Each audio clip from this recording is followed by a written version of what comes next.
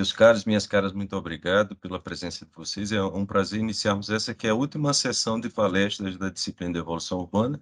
Teremos aqui o prazer de contar com a presença do professor Renato Saboia. Muito obrigado, Renato, pelo seu tempo, pela sua disponibilidade. É um prazer também recebê-lo por várias razões, tanto no sentido de formação, colaboração, discussão do tema, representatividade que tem nesse campo de morfologia, planejamento e desenho urbano aqui no Brasil, além de ser criador e de uma das fontes fundamentais que vários alunos e pesquisadores também utilizam, que é o portal Urbanidades. Agradeço por estar aqui conosco, pela presença de todos vocês, os que são alunos da disciplina e aqueles que estão como convidados. Aproveitar para registrar a presença do nosso professor Holanda, sempre presente, o nosso convidado de honra ao longo de todas essas sessões, iniciadas em janeiro com o professor Vitor Oliveira. O professor Holanda também se apresentou aqui. Fico feliz em encerrarmos esse ciclo com você, Renato. Muito obrigado. Eu acho que não me cabe detalhar tanto assim as informações. Eu acho que a apresentação por si só já contempla aquilo que é tanto o reconhecimento do que você desenvolve, quanto a contribuição que tem para essa disciplina, que apesar de um título relativamente estranho, Evolução Urbana, se é que a gente acredita em evolução, mas o foco tem muito mais a ver com morfologia, com espaço, relações entre sociedade, estrutura espacial e daí por diante. Renato, seja muito bem-vindo e obrigado mais uma vez. O tempo é seu, tá certo? Agradeço. Obrigado, Valério, pelo convite. É um prazer estar aqui, podendo participar e colaborar com a disciplina de vocês. É, Espero poder, né, colaborar, trazer alguma coisa de interesse, de que seja relativamente nova. Como é uma situação um pouco diferente, né? Eu não sei exatamente o que vocês já viram na disciplina, qual é, enfim, o que vocês já leram, o que as outras pessoas apresentaram. Então, eu tentei aqui mais ou menos montar uma apresentação que fosse tivesse num nível ali intermediário, tentando dar uma visão um pouco mais geral, assim, né, sobre algumas coisas. E aí qualquer coisa a gente pode tentar aprofundar depois, se vocês tiverem interesse, em perguntas, enfim, como vocês preferirem. Bom, então a minha proposta de hoje é falar um pouquinho sobre essas três coisas e como elas se entrelaçam, né? A cidade, o espaço da cidade, os encontros e a copresença. E aí eu gostaria de começar com essa ideia de que a cidade, elas nasceram para facilitar o encontro entre as pessoas. É por isso que a gente tem cidade, né? Elas nasceram porque em algum momento as pessoas se deram conta de que se se assentar em lugares próximos umas das outras, né? Se as pessoas se assentarem em lugares em que elas possam ficar e permanecer com uma certa estabilidade próximas umas das outras, isso trouxe muitos benefícios, muitas vantagens em relação a uma ocupação muito mais dispersa e muito mais temporária. E não apenas isso, mas a, a, justamente a questão de que essas pessoas que estão próximas umas das outras são diferentes entre si, elas têm habilidades, elas têm interesses, elas têm desejos diferentes entre si, e isso é o que faz com que a cidade tenha essa força, né? Essa possibilidade de que essas diferenças se complementem, se ajudem, né?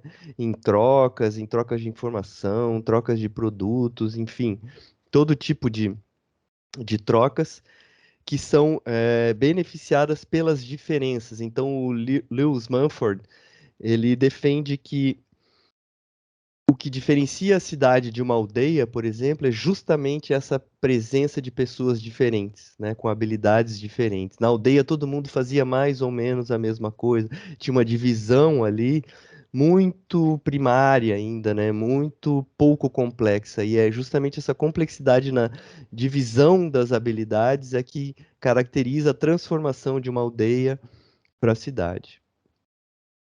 E aí, esse encontro, então, que a cidade possibilita, potencializa, facilita, implica necessariamente em copresença, né? Em estar no mesmo espaço ao mesmo tempo. Então, aqui a gente vai falar sobre essas interações, esses encontros face a face, né? A gente não vai falar, por exemplo, de um encontro virtual pelo Facebook, ou mesmo aqui, como a gente está fazendo agora, né? A gente vai falar do encontro face a face. E isso implica necessariamente estar no mesmo espaço ao mesmo tempo, que é o que a gente chama de copresença. E aí, esse sociólogo, que é um cara bem conhecido, ele estudou bastante sobre a copresença e ele, entre várias outras coisas, né, ele argumenta que ela é uma espécie de comunicação, né? Ou seja, se estabelece comunicação pelo simples fato da gente estar copresente com outras pessoas, ou seja, da gente estar ao mesmo tempo, no mesmo espaço com outras pessoas. Pelo jeito que a gente se veste, pela nossa postura, o volume de som, né? Se a gente fala alto, fala baixo, se a gente traz um tipo de música ou outro, os nossos gestos, expressões faciais, tudo isso comunica alguma coisa sobre a outra pessoa que eu estou vendo. Então, o modo como a pessoa, por exemplo, se comporta com os filhos, como ela se comporta com o cachorro, como ela senta, como ela come, tudo isso nos comunica coisas sobre a pessoa que está no espaço ao mesmo tempo que a gente. Esse outro pesquisador chamado Granovetter, ele desenvolveu uma teoria que fala sobre os laços fortes e laços fracos, e talvez vocês já tenham ouvido falar, que não foi necessariamente no âmbito dos espaços públicos e dos encontros, né, mas eu trago aqui para fazer uma analogia, para fazer tentar estabelecer uma relação com a questão da copresença. Então, o que ele defende basicamente é que a gente tem normalmente um conjunto de pessoas que fazem parte de um círculo mais íntimo, né, e mais coeso da nossa sociabilidade, que ele chama de laços fortes, são as pessoas com as quais a gente tem laços fortes. E aí o que ele diz é que tende a haver uma grande redundância nas informações que a gente recebe dessa rede de laços fortes. Por quê? Porque as pessoas normalmente também se conhecem. Óbvio que não é todo mundo que conhece todo mundo, mas quando a gente tem, por exemplo, uma rede de amigos, né? Os amigos, eles também se conhecem entre si. E por isso a capacidade que eles têm de trazer informações novas para a gente acaba sendo reduzida, né? Porque eles têm mais ou menos os mesmos hábitos, eles ouvem as mesmas pessoas, eles frequentam os mesmos lugares, e isso acaba reduzindo um pouco a capacidade que a gente tem de captar informação de pessoas que estão nesse grupo em que há essa certa redundância. Ao passo que nos laços fracos, que são aquelas relações que a gente estabelece com pessoas mais distantes, que a gente vê de vez em quando, que de repente estão em outros grupos sociais, possuem outros hábitos, outros interesses, é, eles não necessariamente se conhecem entre si, né? Eles já têm eles fazem parte para a gente de um conjunto de pessoas que entre si não se conhecem tanto e que por isso tendem a trazer informações para a gente que são muito diferentes, tendem a cruzar esses grupos de uma maneira muito mais eficiente, né? A atravessar esses grupos de uma maneira muito mais eficiente. Ele fala isso especificamente na questão das organizações, né? Então, por exemplo, no sentido da pessoa conseguir oportunidades de emprego, então é muito mais fácil ela conseguir com pessoas que são de grupos é, formados por esses laços fracos, né? Porque vai trazer informações mais distantes e mais diferentes do que daquelas que estão no nosso círculo imediato, que tem mais ou menos as mesmas experiências que a gente. E aí eu faço então essa relação com a copresença, né? E defendo essa ideia de que esse mesmo princípio vale para quando a gente está copresente com pessoas que são muito parecidas com a gente, ou mesmo do nosso círculo mais íntimo de amizade ou de família, e quando a gente está copresente com pessoas que são mais distantes, que são mais diferentes da gente, né? Então a gente consegue captar mais informações e informações diferentes de pessoas que são muito diferentes da gente. E isso tende a enriquecer a nossa visão sobre o mundo, né? Tende a nos dar uma ideia melhor da complexidade, da diversidade das pessoas, da riqueza de possibilidades, né? Então, isso é uma coisa que a gente pode pensar em como aplicar e como usar essa lente para olhar também os encontros no espaço. E aí, então, esses dois autores aqui, esses dois autores aqui, eles fizeram uma extensa revisão de literatura em que eles analisaram vários trabalhos que estudaram as consequências do contato entre grupos diferentes, grupos sociais diferentes, né? E eles chegaram à conclusão, eles sintetizaram essas consequências em 3 pontos, né? Todos eles dizendo respeito à redução dos preconceitos entre grupos diferentes. Então, primeiro, através do aumento do conhecimento sobre outro grupo, né? Então, eu começo a entender melhor o outro grupo, conhecer melhor as suas características, como é que eles se comportam. Isso traz uma redução da ansiedade sobre o contato com outro grupo. Então, uma grande parte da ansiedade que a gente tem quando encontra pessoas muito diferentes é justamente porque a gente não conhece, né? A gente não sabe o que esperar e o desconhecido ele acaba trazendo ansiedade. Então, à medida que a gente vai conhecendo esse outro grupo, a gente vai reduzindo essa ansiedade. E, por fim, um aumento da empatia, né? Do colocar-se no lugar do outro. Entender um pouco o que que seria viver no lugar daquela outra pessoa e não simplesmente pensar através dos estereótipos, né? Dessas ideias pré-concebidas que às vezes a gente tem ou que a gente recebe através de outros canais. E essa pesquisadora, ela é chilena, ela tem bastante pesquisa em relação à segregação social no Chile, e ela fez, nesse trabalho especificamente, ela estudou o inverso da segregação, ou seja, o que que acontece quando pessoas moram próximas a pessoas diferentes, né? Então ela fez uma pesquisa qualitativa, ela entrevistou, se não me engano, 40 e poucas pessoas que viviam nessa situação de integração social, né? Socioespacial. E ela chegou a conclusões muito parecidas com aquela do que a gente viu anteriormente. E ela Só que aí ela consegue descrever melhor esses mecanismos, né? Então, por exemplo, o fato da gente ver um vizinho, né, todo dia saindo para trabalhar ou levando os filhos na escola, então pegando os filhos, arrumando, colocando a mochila dentro do carro, provavelmente dando bronca porque estão atrasado e tal, colocando dentro do carro e saindo, a gente consegue ver que é uma vida que, em certo sentido, é muito parecida com a nossa, né? Tem muito a ver com o que a gente também faz. Então, a pessoa também se esforça, a pessoa também tem que cuidar dos filhos, a pessoa também demonstra carinho pelos filhos, cuida deles, leva para a escola. Então, a gente começa a entender um pouco melhor e conhecer esse outro grupo social e ver que eles são muito parecidos, né? Que as diferenças existem, mas que também há muitas similaridades, há muita coisa que é compatível. E aí, então, uma outra conclusão que ela chega é que as famílias de baixa renda, especificamente, né? Então, nesse caso, os grupos sociais que ela estava analisando eram de mais baixa renda, de alta renda. A gente poderia dividir os grupos sociais de várias maneiras, né? Diferentes. Ela dividiu desse jeito. E então as famílias de baixa renda, quando elas moram em áreas integradas, né, elas tendem a ter um melhor desempenho educacional, incluindo notas, incluindo o menor número de desistências e maior acesso à educação superior.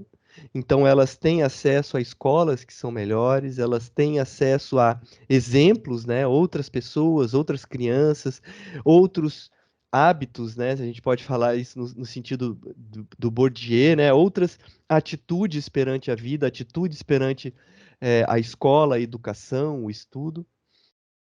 E elas tendem a conseguir mais e melhores empregos, então não só por esse contato com outros hábitos, mas também por ter mais oportunidades, por ter empregos mais próximos, né?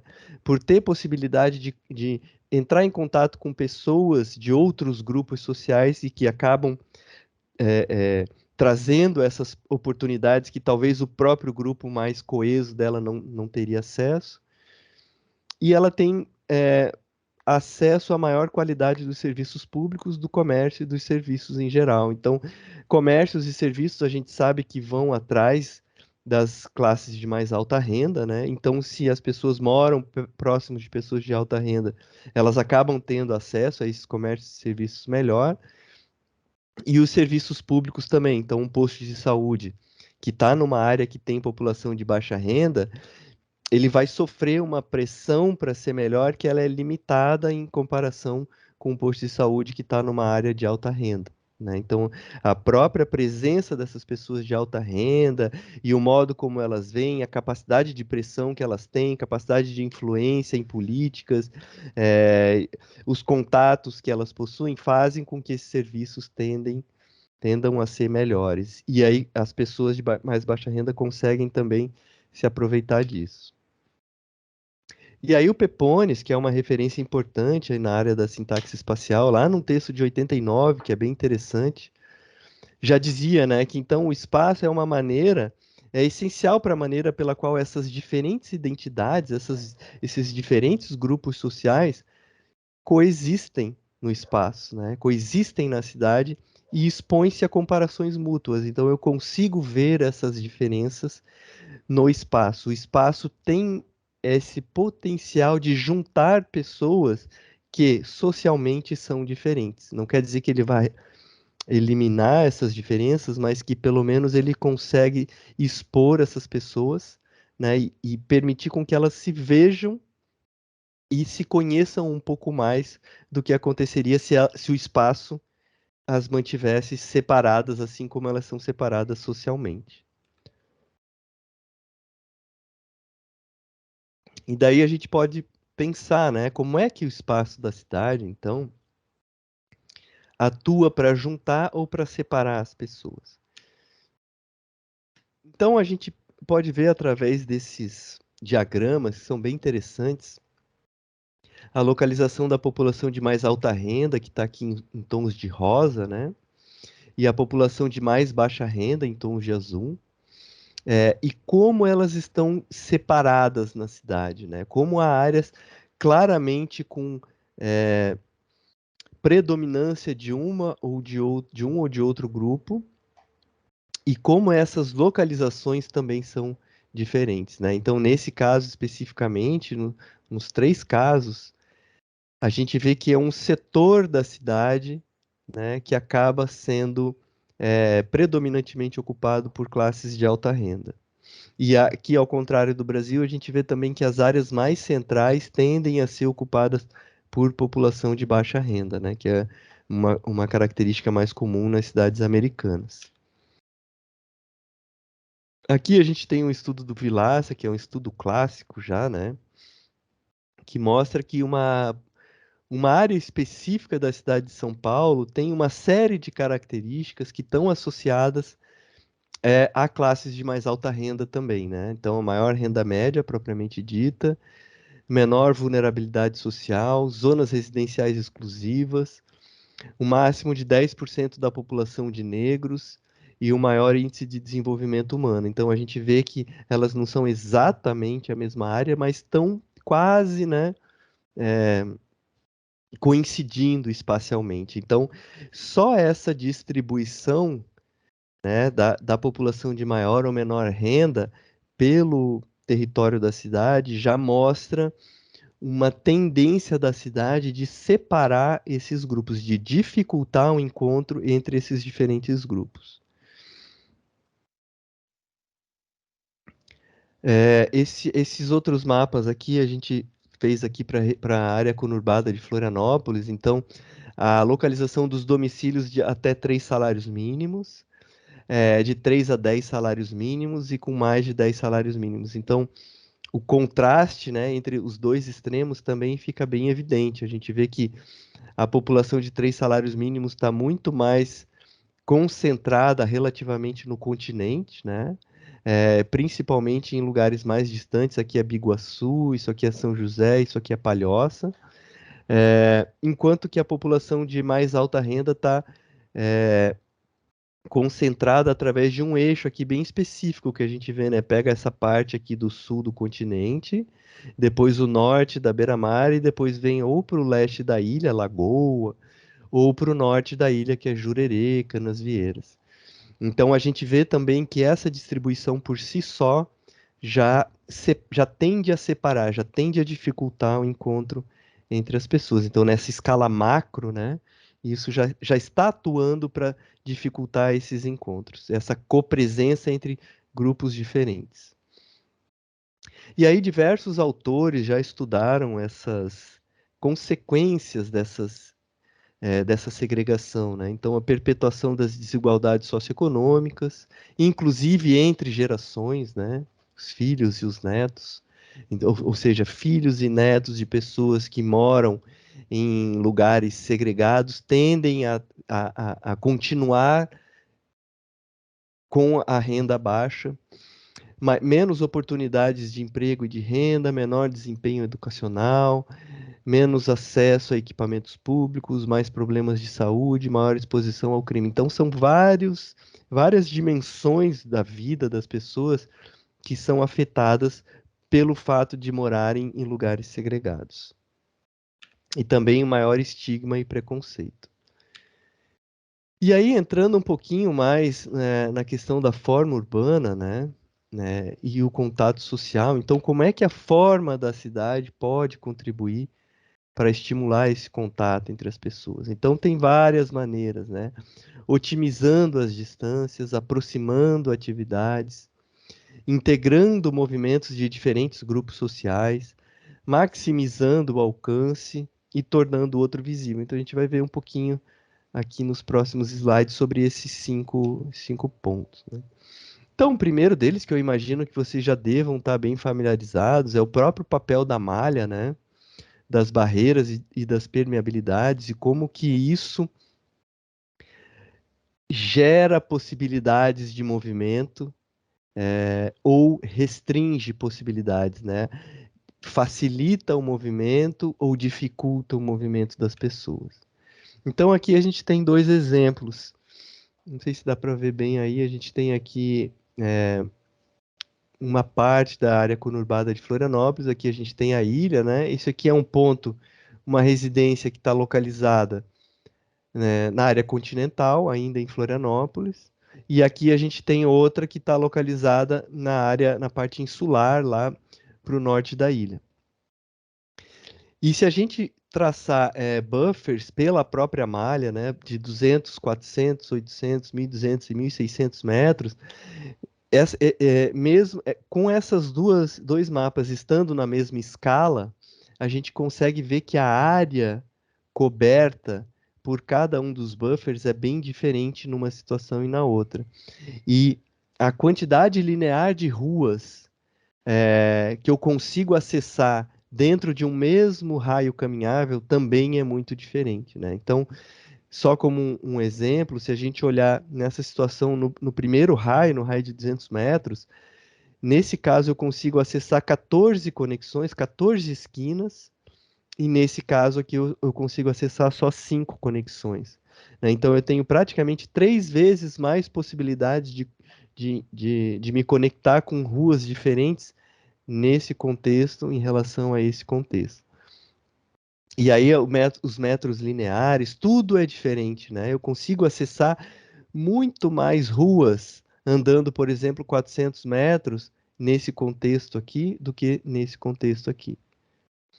Então, sem considerar mais nenhum outro elemento do sistema urbano, da forma urbana, sem considerar parcelamento do solo, sem considerar as edificações, densidade, uso do solo, eu já vejo que o próprio sistema viário consegue, no mínimo, me trazer um potencial muito maior de deslocamento e de fruição do espaço da cidade.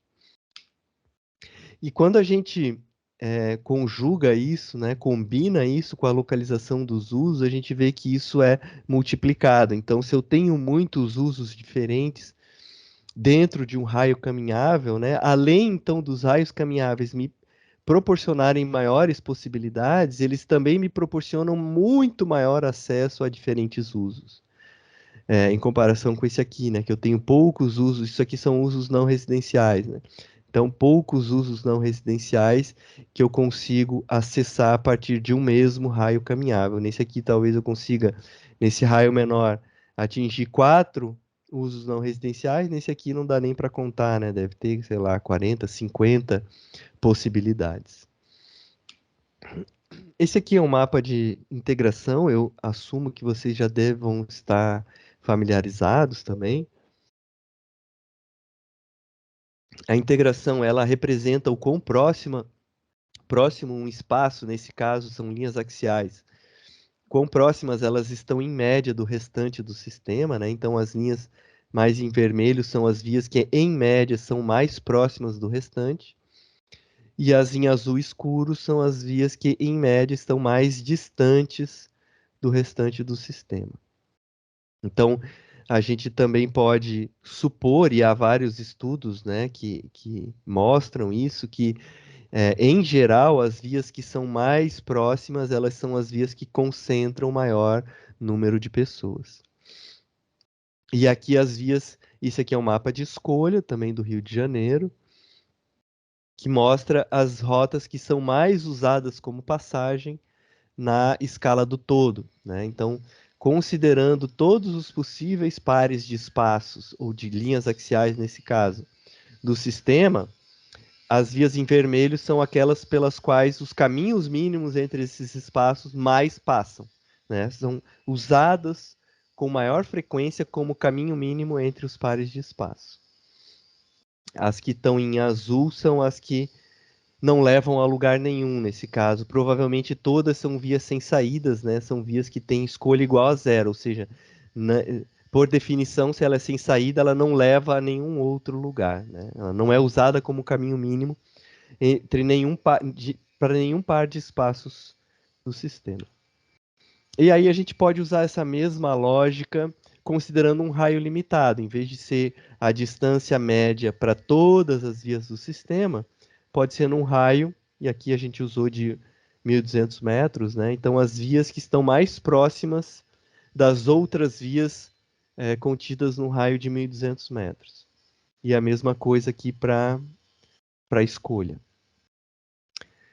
E aí, então, como eu cheguei a comentar, essas medidas, elas têm se mostrado correlacionadas, né, com o movimento de pedestres e com a quantidade de encontros que acontecem no espaço urbano. Se a gente olhar esse gráfico aqui, a gente tem a integração aqui no eixo Y e os encontros no eixo X, e a gente vê que para cada via dessas, que é um xizinho desses, a tendência geral é que quanto maior a integração, quanto mais para cima aqui a posição nesse gráfico, maior tende a ser o número de encontros.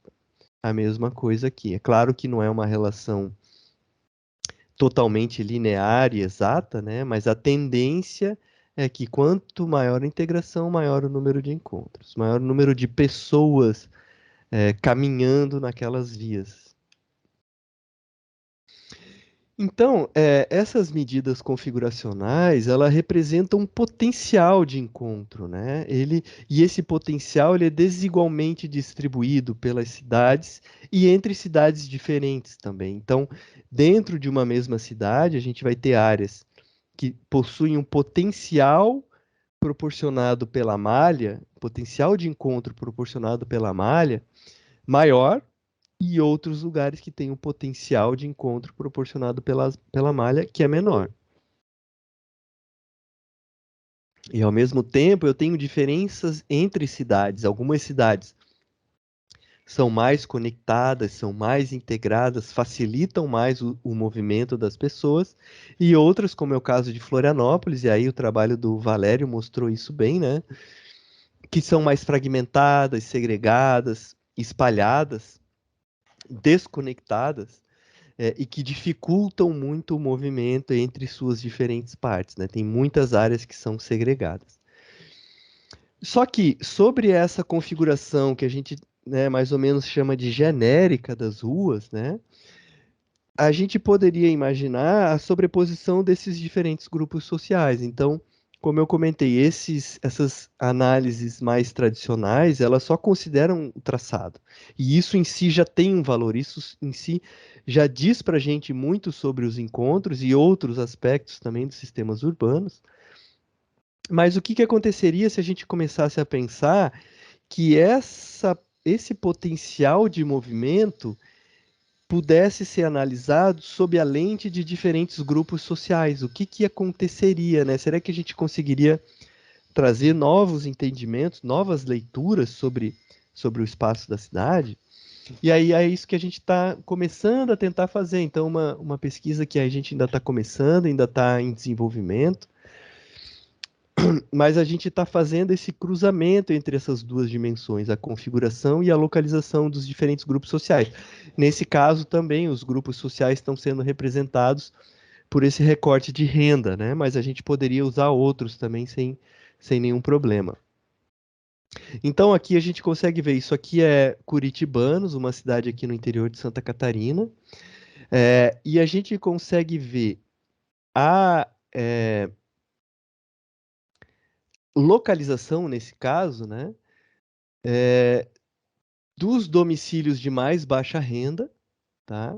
E aqui os domicílios de mais alta renda. Então aqui já fica clara aquela diferença para as cidades americanas, né? Aqui, principalmente em cidades pequenas, cidades médias, aqui no Brasil, isso é muito comum, a gente ter as classes de mais alta renda localizadas nas áreas mais centrais e as classes de mais baixa renda localizadas na periferia. Então isso aqui é uma medida ainda crua, né? Só da quantidade de domicílios de cada faixa de renda pelas ruas do município de Curitibanos.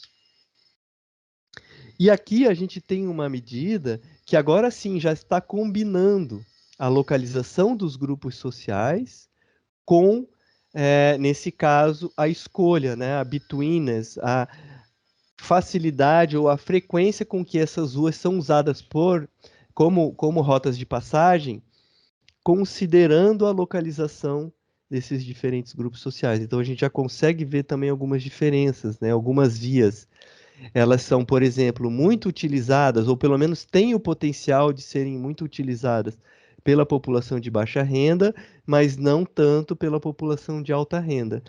São vias que não estão nos caminhos gerais da população de alta renda, mas estão nos caminhos gerais da população de baixa renda. E a gente vê algumas ruas que estão no caminho tanto de uma classe quanto de outra. Tendem a ser usadas, nesse caso são as vias mais centrais, não por acaso, né? Tendem a ser bastante usadas, tanto por um grupo quanto por outro. Então a gente já começa a ver que algumas vias tendem a integrar realmente esses grupos e outras vias tendem a segregar, tendem a separar. Os fluxos de passagem tendem a ser constituídos majoritariamente por um dos grupos sociais, e aqui por dois dos grupos sociais. Esse aqui é um outro exemplo também para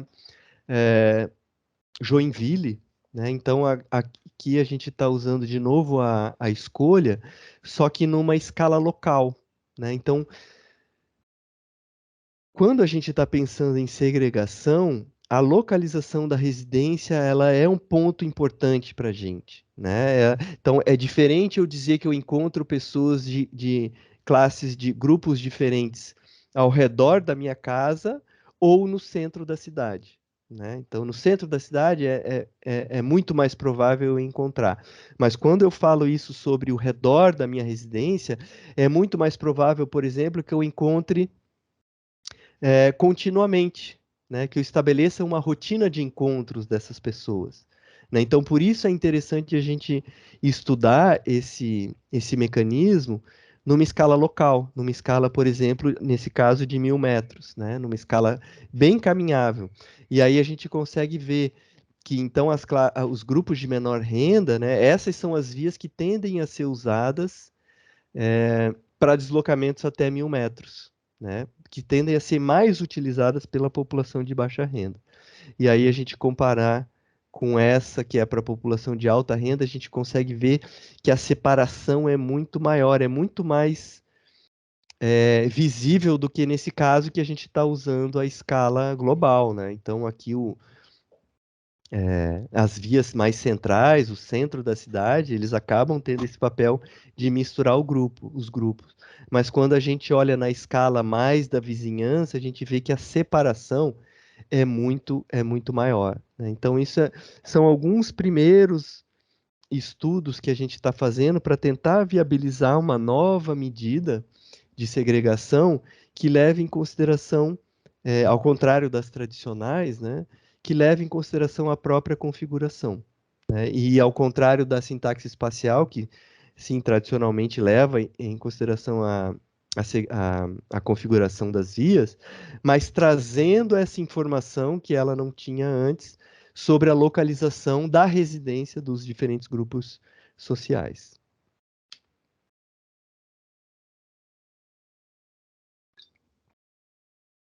Essa aqui é uma outra pesquisa que foi desenvolvida por um mestrando, pelo Timóteo, concluindo em 2015,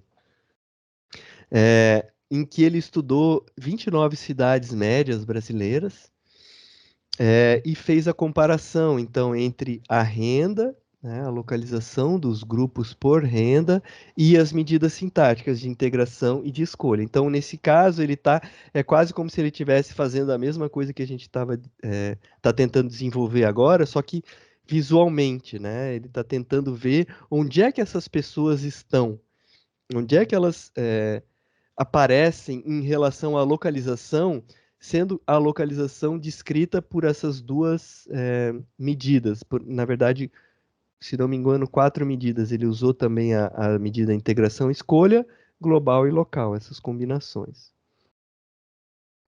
Então, ele fez os mapas das 29 cidades de integração e renda, e depois das 29 cidades de escolha e de renda. E aí ele começou a analisar que tipos de padrões, né, que tipos de ocorrências recorrentes aconteciam nesses 29 municípios. E aí ele foi listando esses padrões. Ele encontrou 14 padrões, eu não vou comentar todos aqui. E a gente consegue ver, então a gente tem aqui uma lista de cidades, e a gente tem aqui uma escala de cores que mostra o quão, né, forte esse padrão apareceu nas cidades, então a gente consegue ver o quão forte ele foi e também o quão recorrente ele foi, se ele apareceu em muitas cidades ou se ele apareceu em poucas cidades. Então, um padrão foi esse que a gente já comentou, das classes mais pobres, localizadas na periferia segregada. Então, nesse caso, periferia segregada em relação à configuração especificamente, né, e só configuração. Então, a gente consegue ver aqui, né, as áreas de mais baixa renda localizadas na periferia segregada, apesar de que aqui a gente tem as duas coisas acontecendo, a gente vai comentar isso depois. As classes mais ricas, de maior alta renda, localizadas em um setor específico da cidade. Então a gente consegue ver aqui para Limeira, né, que assim como acontecia lá naqueles mapas do Vilaça e nos mapas das cidades americanas, é comum acontecer isso, então a gente viu talvez um dos padrões que apareçam com mais consistência, ele apareceu em todas as cidades e em muitas delas com bastante força, né? Então, isso corrobora o argumento do Vilaça de que essas classes elas tendem a ficar e selecionar umas fatias da cidade e se concentrarem ali, elas não estão igualmente ou aleatoriamente distribuídas pela cidade. Isso aqui para Bauru, então a gente vê também que essa porção sul é a que concentra as classes de maior renda. Aqui para Boa Vista, em Roraima, né? Também aqui no Nordeste, na porção Nordeste da cidade, é a que concentra as maiores rendas. A gente tem também as classes mais ricas localizadas na periferia segregada. Não é tão comum, mas acontece também, né? Então, aqui, como naquele primeiro exemplo, né, a gente tem classes de mais alta renda localizadas na periferia segregada, que é um fenômeno que a gente vê aqui também, já é relativamente conhecido, principalmente tem se materializado através dos condomínios fechados, né? Que vão lá e estão rodeados de áreas de baixa renda, estão na periferia, mas aí eles se fecham, se enclausuram e diminuem essa possibilidade de contato. Desculpa. Depois, na escala do bairro, né? Então a gente estava vendo a escala da cidade, agora pensando na escala do bairro e da rua propriamente ditos, né? Um padrão que o Timóteo encontrou são de vazios urbanos, separando ricos de pobres. Então a gente viu isso bastante, né? Então a gente tem uma ocupação mais rica de um lado, mais pobre de outro, e daí tem um grande vazio urbano, pode ser uma várzea de rio, né? Um vale, pode ser um morro, pode ser uma área de proteção ambiental por outros motivos, que acaba sendo utilizada para dividir essas populações. Aqui também em Santa Maria, né? Então a gente tem uma população de mais baixa renda, uma população de mais alta renda, e essa grande área vazia dividindo. E a gente tem descontinuidades viárias separando ricos de pobres, também é bastante comum, né? Então aqui, isso aqui é um cenário, né? Mas só para ilustrar como é que isso poderia acontecer nesse caso especificamente, a gente poderia ter, então, descontinuidades viárias, ou seja, barreiras, né? Desconexões, separando uma área mais rica de uma área mais pobre. E a gente poderia imaginar aqui um espaço público, pode ser uma praça, poderia ser um equipamento urbano, coletivo, né?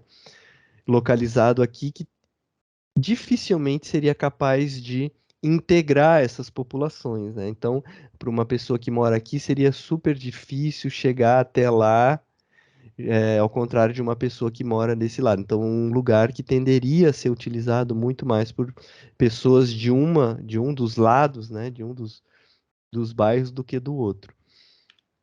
Ao passo que a gente poderia ter uma outra configuração, né? Muito diferente, que integrasse muito mais esses dois lados, essas duas populações.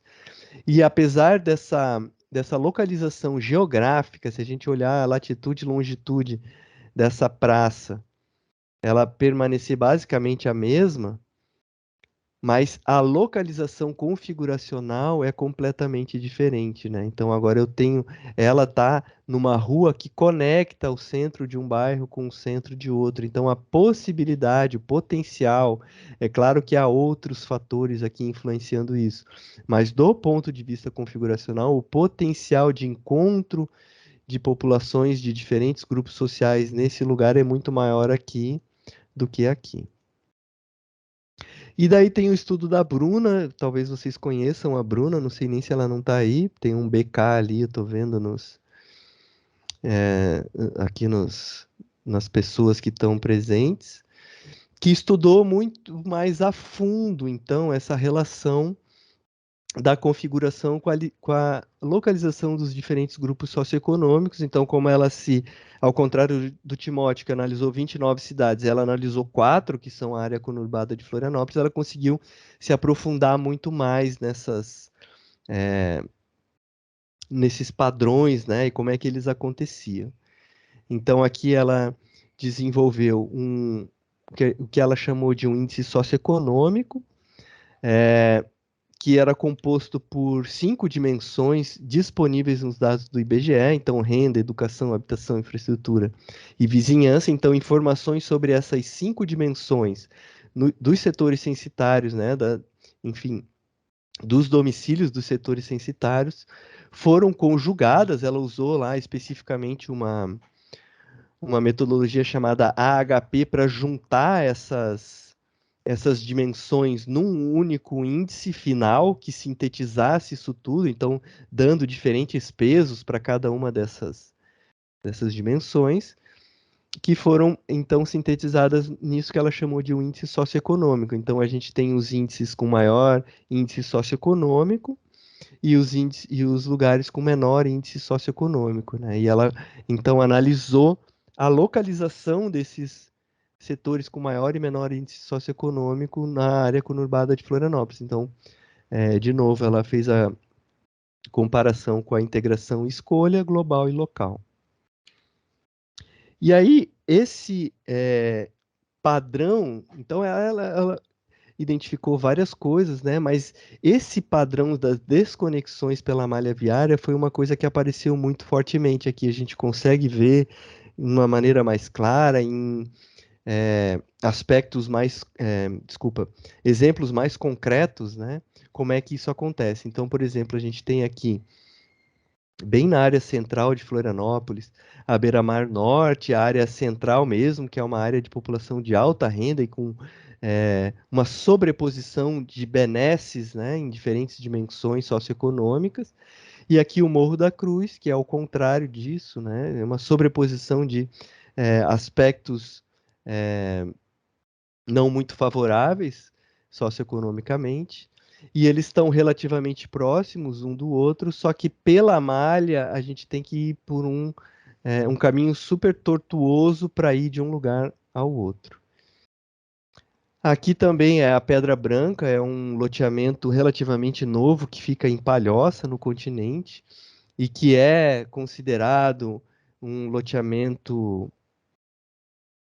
inovador do ponto de vista urbanístico. Eles tiveram consultoria da DPZ dos Estados Unidos, depois agora mais recentemente do Yangel da Dinamarca, e eles têm então essa proposta, né, de ter um novo urbanismo, de ter uma mistura de usos e de ter uma certa integração, mas que quando a gente olha um pouco mais de perto, a gente vê que não acontece exatamente assim, né? Então, se a gente olhar esses dois grupos, né, que estão tão próximos um do outro, e se a gente pegar uma linha reta, estão quase que se encostando, né? Mas pela malha, então também tem que dar uma volta super grande, né? Aqui é totalmente desconectado, eles ainda colocam um muro para realmente marcar essa diferenciação, marcar essa divisão, né? Até mesmo, ou seja, até mesmo a possibilidade de ver o outro, mesmo que eu não consiga passar de um lugar para o outro, mas até mesmo a possibilidade de eu ver, de repente, crianças brincando ali do outro lado, ela é impedida através de elementos morfológicos. E aqui a mesma coisa, né? No Bosque das Mansões é um condomínio fechado ali no continente, em São José, e aqui eu tenho uma população de baixo índice socioeconômico. Eles também parecem se encostar, né? Parece que estão muito próximos, mas se vocês olharem bem aqui, não tem nenhuma possibilidade de conexão. Todas as vias elas se interrompem aqui, e aí se eu quiser ir daqui para cá ou de lá para cá, eu tenho que fazer toda essa volta aqui, né? Para poder chegar até lá. E por fim, eu mostro aqui alguns resultados de um estudo que eu desenvolvi com o Vinícius Neto e o Júlio Vargas, que vocês talvez conheçam também, é um estudo já mais antigo, né? E a gente já divulgou bastante, então eu vou passar mais rápido. E nesse caso a gente não fez essa diferenciação dos grupos sociais, a gente só estava interessado em ver até que ponto o tipo arquitetônico poderia nos ajudar a ter mais pessoas caminhando, mais pessoas se encontrando é, naqueles segmentos de ruas, né? Então, especificamente sobre Florianópolis, a gente estudou 174 trechos de logradouros e levantou as características tipológicas de 1.225 edificações. A gente fez mais ou menos a mesma coisa para o Rio de Janeiro, com uma amostra um pouco maior, tanto em termos de trechos de logradouros quanto de edificações. E em Porto Alegre, o Júlio fez uma adaptação desse método e estudou o entorno de 3 estações de transporte coletivo. E aí a gente estudou, então, essas características, né? Densidade construtiva, proximidade à rua, interface do lote, número de portas e janelas e algumas outras, né? Então a gente consegue ver aqui que esse tipo arquitetônico, pela proximidade com a rua, pela possibilidade de permeabilidade, pela localização de usos mistos, nesse caso aqui, deve ser um café, em que as pessoas podem ficar na calçada, podem se encontrar, podem ver quem está passando, provavelmente estimula muito mais o movimento de pedestres do que uma configuração como essa, né? De grandes muros, térreos fechados, um maior afastamento frontal, afastamento lateral, usos exclusivamente residenciais, né? Então foi isso que a gente se propôs a desenvolver. Aí eu não vou entrar em detalhes sobre como exatamente a gente fez esse método, né? Mas a gente dividiu as comparações nas vias que eram mais ou menos semelhantes entre si. Então a gente comparou vias que eram principais, vias que tinham maior escolha, no caso de Florianópolis, entre si, e vias que eram mais locais, com menor escolha entre si também. E a gente viu que no caso de Florianópolis, pelo menos, o tipo que a gente chamou de tipo compacto, né, mais próximo da rua, mais poroso, com maior continuidade de fachada, ele não se mostrou necessariamente mais associado a maior movimento de pedestre nas vias principais, mas nas vias locais sim, né? A gente viu essa associação. Então a nossa conjectura é que nas vias principais que já tem um grande potencial de canalizar fluxos de pedestres, talvez o tipo arquitetônico não seja tão importante, não seja tão determinante, que ele vai ter movimento independentemente do tipo. Ao passo que nas vias locais, que não tem essa vocação prévia, né, aí sim o tipo arquitetônico pode fazer mais diferença. Aí ele pode ser um fator que vai fazer diferença no movimento de pedestres. Por outro lado, mesmo nas vias principais, essa tipologia aqui isolada, ela se mostrou associada a menor movimento de pedestres, e isso tanto nas vias locais quanto nas vias principais. Da mesma maneira, a densidade de janelas se mostrou associada a maior movimento de pedestres, tanto nas vias principais quanto nas vias locais. O número de portas também, tanto numa quanto noutra. A continuidade de fachada também, tanto numa quanto noutra. Então, quanto menor o tamanho dos afastamentos laterais e, portanto, maior a relação entre a fachada e o tamanho do lote, né, maior tendia a ser o movimento de pedestres. A diversidade de usos do solo também se mostrou associada a maior movimento de pedestres. E a presença da garagem na frente do lote se mostrou associada a menor movimento de pedestre. Então, a gente tem bastante aqui em Florianópolis tipos que a gente chama de tipos híbridos, que tem uma base maior com garagem e depois uma torre mais fina, né, em cima dessa base. Ou a gente tem também, às vezes, habitações unifamiliares com a garagem na frente, né? Então, tanto um quanto o outro se mostraram associados a menor movimento de pedestre nas vias locais e nas vias principais. E aí, só para encerrar, tentando dar um fechamento para isso, então, né? O contato entre as pessoas de diferentes grupos e a restrição do contato entre essas pessoas, elas são multifacetadas, são multidimensionais e multiescalares, ou seja, eu posso dividir, como eu já tinha comentado, os grupos sociais em diferentes dimensões, né? Pode ser por raça, pode ser por renda, pode ser por religião, pode ser por qualquer outra dimensão que faça sentido analiticamente, e esses contatos e restrições, então, eles vão se somando, né? Eu não preciso analisar só sob uma dimensão, então as pessoas podem sofrer restrições por diferentes dimensões ao mesmo tempo. Tem a ver com o conceito de interseccionalidade, né? Então, por ser mulher, né, eu posso dividir por gênero, por ser negra, talvez, por ser pobre, né? Então, ela vai ter possibilidades ou restrições ao contato que são uma soma dessas 3 ou mais dimensões ao mesmo tempo.